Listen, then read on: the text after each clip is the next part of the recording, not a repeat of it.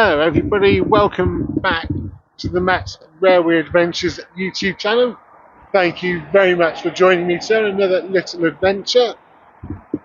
And today I'm finishing off the 8th out of 8 stations in Southampton. And when I started the little adventure off, I am at Swaythling. It's taken me all day to try and learn how to pronounce that. So yes, 8 out of 8 now ticked off. It's been a long day. I'm glad this is the final station. So I've just come back up from Southampton, arrived in on platform 1. That's the view of the station from bottom, well, the far end of platform 1. I don't know if you want to go out the bottom end or not, but it's the far end. As you can see, it is on a very slight curve at the far end. So let's have a look what we've got here. Got some daffodils. You've got a nice little canopy area. It looks like all original metal work and everything, keeping it in place, which is all looking quite nice. Plenty of benches to sit down on. We've also got, like information posters, which is always good to see. You've got your help points. So you've got a tap in and out thing.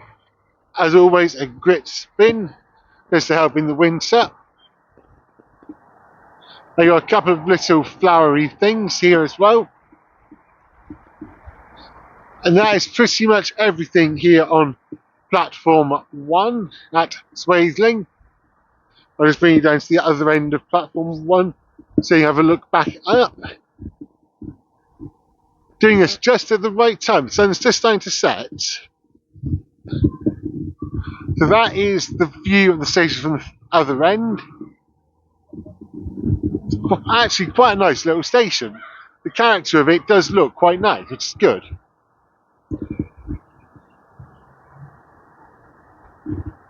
What else we got here on this platform?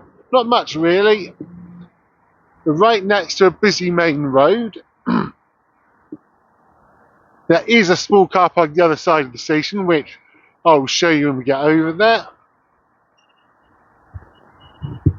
So yeah, we've got a touch in and out things there.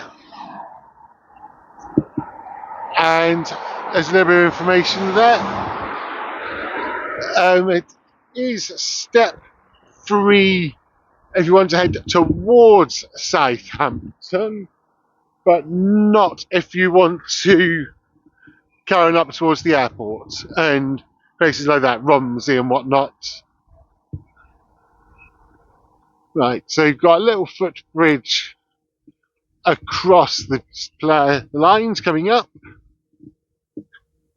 which also comes across on the other side of the main road. Have a quick look at the view from the station from up on the bridge. Then we can drop down onto platform 2.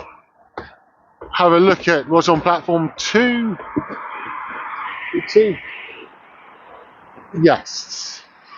Go over the history of the station and show you outside the station, and we're rocking and rolling. So yep, as you can see, it is all step 3 here, but not down to platform 1, just to platform 2.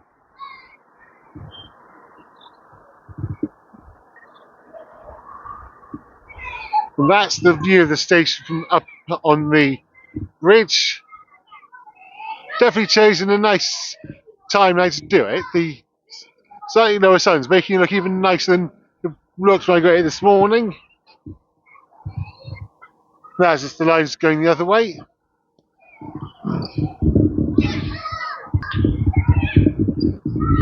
So of all the stations I visited, this, if I had to rank it out of the 8 I've visited doing this little tour of Southampton, this might even come in at number 2.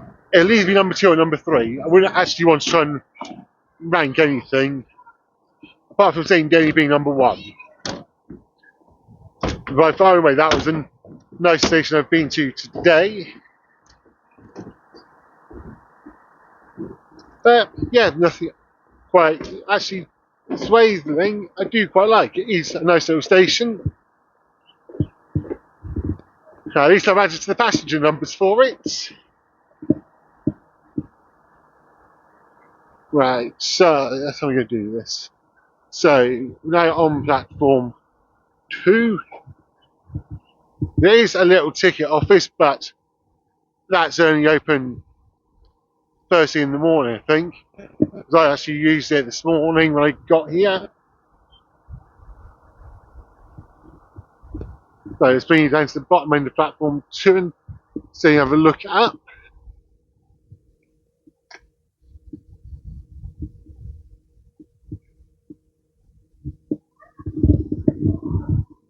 And that is the view of the station from the other end of platform 2. That's, as you can see, again, you've got the canopy, sorry, 2/3 of the way up, which again does look quite original. Both sides, of course, you've got your like dot matrix thing, the information of what time the train's going to be. Got your information board there, which is always handy.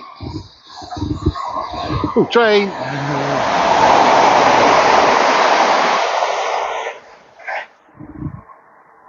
Yeah, you've got your ticket machine.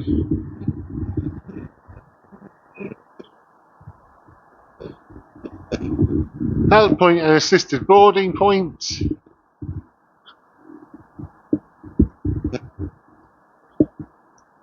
And tap in and out, and another entrance to the car park.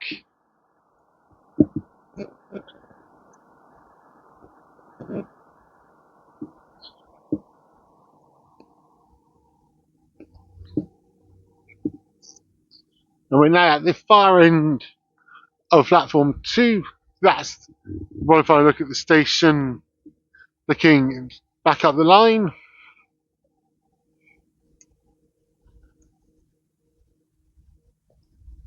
So let's just bring you outside so you have a look at the front of the building.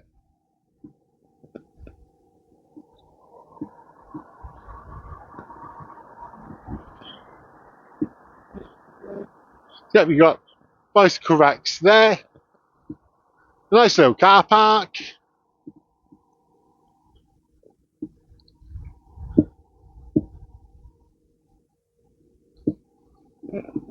And yet this is the outside of the station building.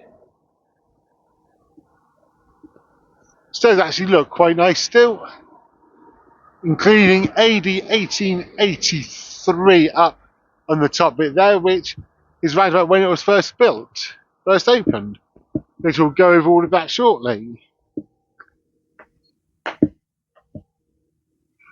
there's even something to do with horses there. So all in all, you have to admit, I do, Swaythling is quite a nice looking little station. It's definitely one I would recommend people, again, do come and pay a visit to. It is worth it. I definitely think I chose the best place to start by starting here today and going down. There's nothing else happening at the minute on the platform. Let's have one little wander down and go find. So I'll come back to you when I find somewhere quickly to go over all the history in the notes. Right, find someone quite quickly go through the history of Swaythling Station. So as I say, it was first opened 15th of October 1883, hence we got AD 1883 out the front of the building. And it was built in an elaborate neo-Flemish style, and the station building is also a Grade 2 listed building. I'm not surprised, it is nice. Left side has a Flemish gable with a central pediment and 4 finials plus the date tablets I've shown you. So just to show you how it probably is. So the building was set back to the east of the down platform and connected to the platform canopy structured by a passageway, which when you go in, first you want to get your ticket from the ticket bit, that's where you walk through. Good idea.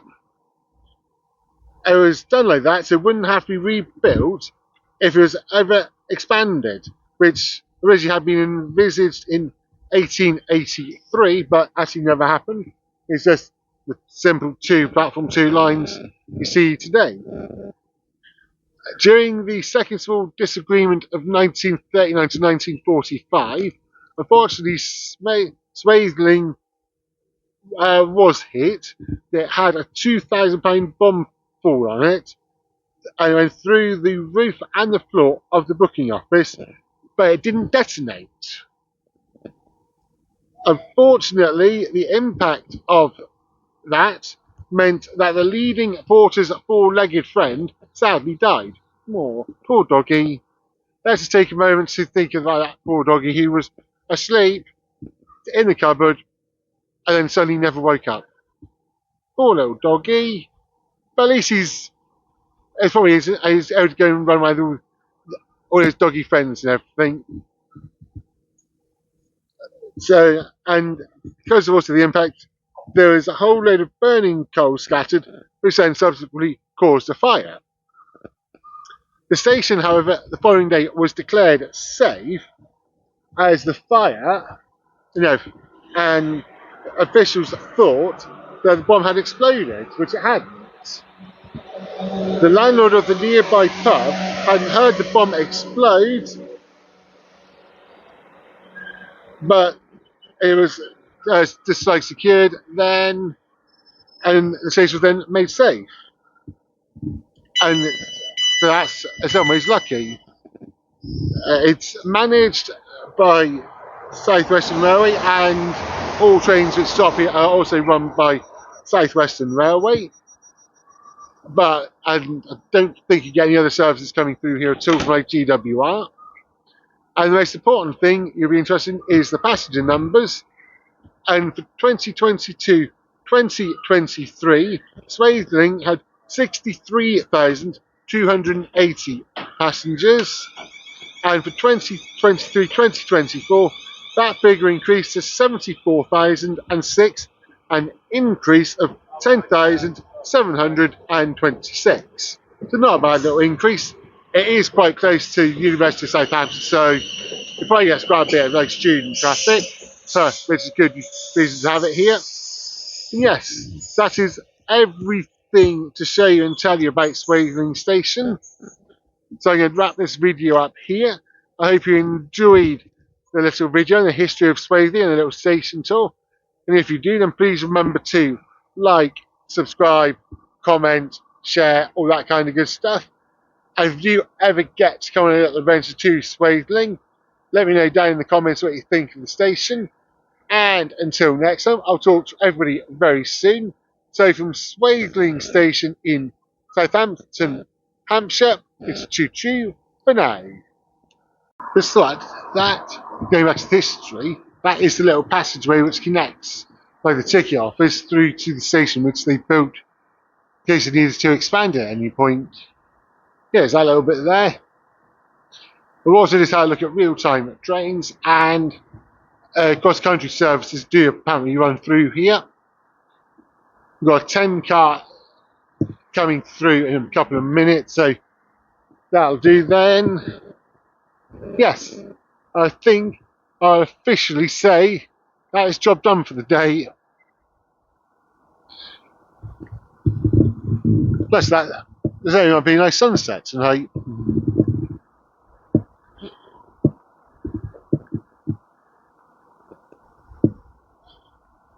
I can imagine, yeah, in sunset, this station would be even nicer.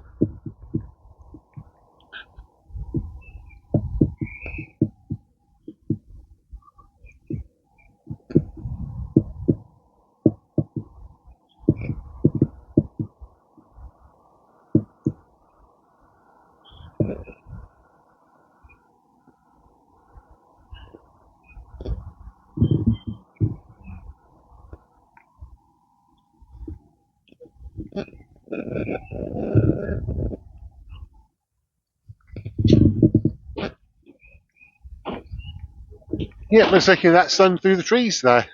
That sort of thing Dad would be trying to get photos of, probably.